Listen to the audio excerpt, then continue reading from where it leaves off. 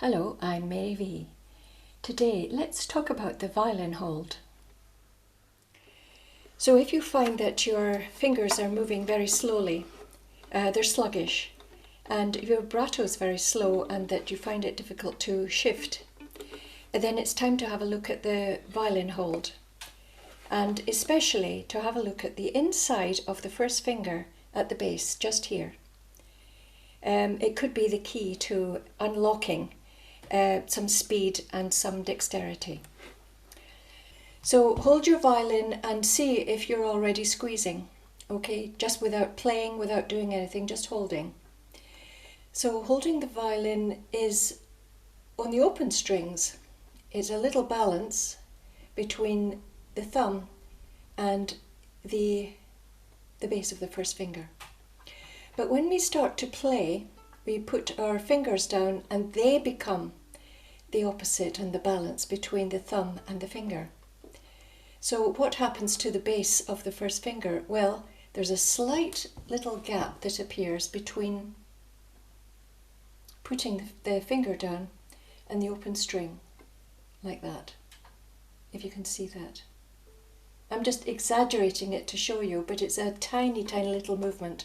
Let me show you when I'm actually playing.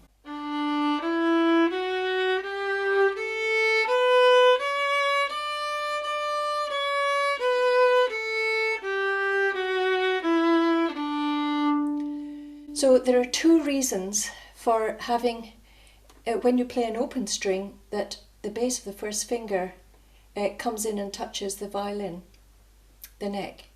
And it's because it stops the hand from slipping around, and it orientates the hand and it keeps the hand in first position, right? So it's sort of an extra little hold like that, but as soon as the fingers go down, there's a little space.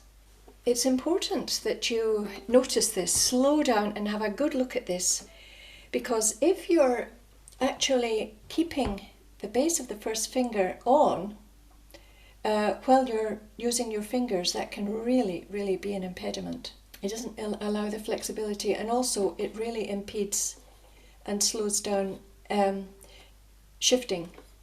Vibrato, you really need not to be sticking to the side of the neck.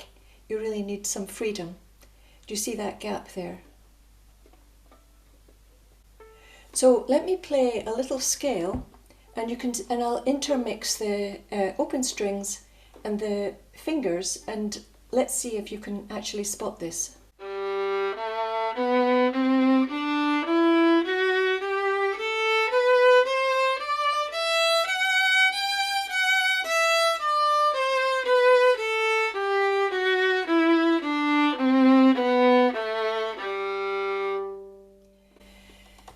So we concentrate on the thumb position and everything, but in fact this little part here is incredibly important because it may be the key to unlocking your technique, your left hand technique. So sometimes these tiny little technical details are actually the biggest things. So why not have a look at this? There's one more thing I want to mention about the base of the first finger here. And it's taking a position like this, right, where the knuckle at the back is very depressed in, and you hold the violin like this.